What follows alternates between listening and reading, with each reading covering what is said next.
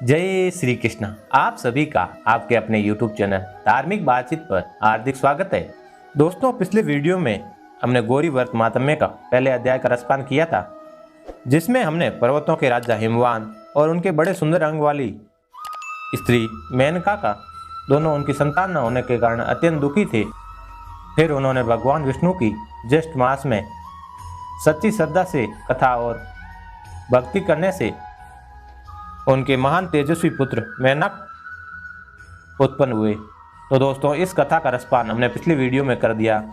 इस वीडियो में आप गौरी व्रत महात्म्य का दूसरे अध्याय का रसपान करेंगे। तो दोस्तों, रसपान कीजिए आज की कथा का। स्कंद जी कहने लगे कि हे ब्राह्मणों, इस विषय में एक पवित्र और पाप नाशिनी कथा का वर्णन करता हूँ। इसके श्रवण मात्र से तुम्हारे सब संचय दूर हो जाएंगे। विद्यन पर्वत के उत्तर भाग में एक कीर्तिमान देवता अतिथि पूजक मेधावी नाम का श्रेष्ठ ब्राह्मण रहता था। गौतम कुल में उत्पन्न चंद्रावती नाम की उसकी स्त्री थी।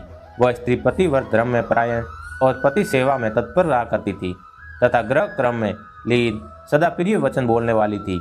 मेधावी नित्य कृषि कर्म करता था और ब्याज की वृत्ति को करता था। बहुत दिनों तक संतान न होने के कारण वह मेधावी अत्यंत दुखी हो गया और अधिक चिंता होने के कारण वह स्मरण शक्तिहीन हो गया। निरंतर चिंतामान होने के कारण मेधावी को क्षय रोग हो गया। उसने रोग मुक्ति के कारण और मणि मंत्र और औषधि के द्वारा विविध प्रकार के उपायों को किया। इसके पश्चात मेधावी को दारुण गलत कुष्ठ रोग हो गया, जिससे वह ब्राह्मण श्रेष्ठ एक पक्ष मास से अधिक जीवन के समय में निराश हो गया। देव तथा उसके अनुसार रोग को देखकर स्वयं भी उसका अनुरागी हो गया। मेधावी ब्राह्मण और उसकी स्त्री दोनों ही शीघ्र घर से निकलकर गंगा जी के तट पर चले गए। अपने हाथ में गंगा जी के तट पर तुलसी का वन लगाया और मेधावी की स्त्री अपने पति के साथ रहकर बहुत सारा समय व्यतीत किया।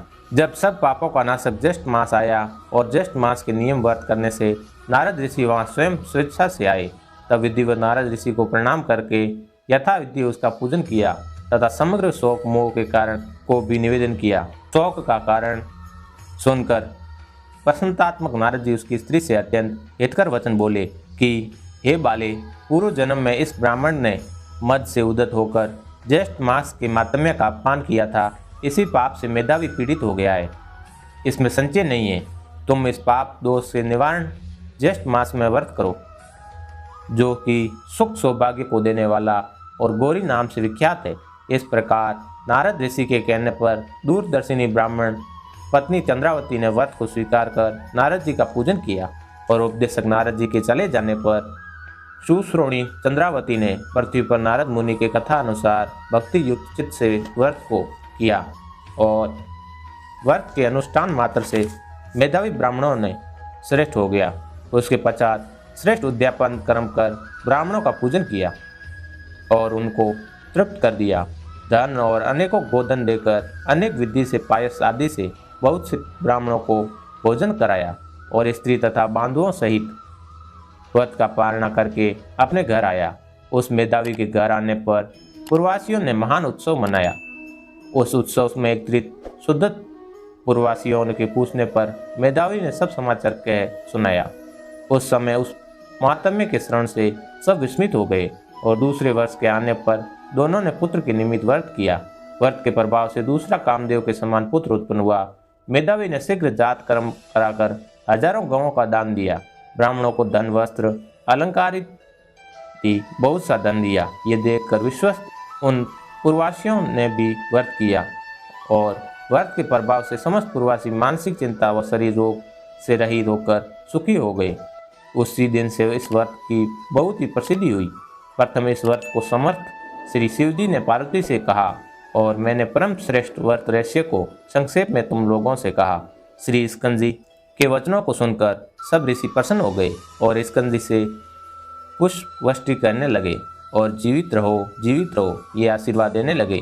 इस प्रकार गिरिजानंद की सब ने पृथक पृथक पूजा की और प्रसन्न होकर वह तपोनिष्ठ परस्पर कहने लगे कि अहो, हम लोगों ने बहुत से मासों का महात्म्य सुना, परंतु ज्येष्ठ मास के एक दिन के साथ भी उसकी तुलना नहीं की जा सकती। इस प्रकार विचार कर ज्येष्ठ मास में स्नान अर्चन क्रिया को प्रयत्न से अपने विभव के अनुसार सभी लोगों ने किया।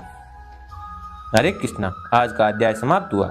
उम्मीद है ये वीडियो आपको पसंद आई होगी। आज की वीडियो अच्छी लगी तो प्लीज़ लाइक ज़रूर कीजिए।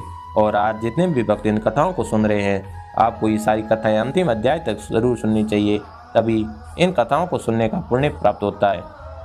तो दोस्तों, आपको आज की कथा कैसी लगी हमें कमेंट बॉक्स में कमेंट करके ज़रूर बताना, और वीडियो को एक लाइक करके धार्मिक बातचीत यूट्यूब चैनल को सब्सक्राइब करके एक बार कमेंट बॉक्स में लिख दीजिए, जय श्री कृष्ण।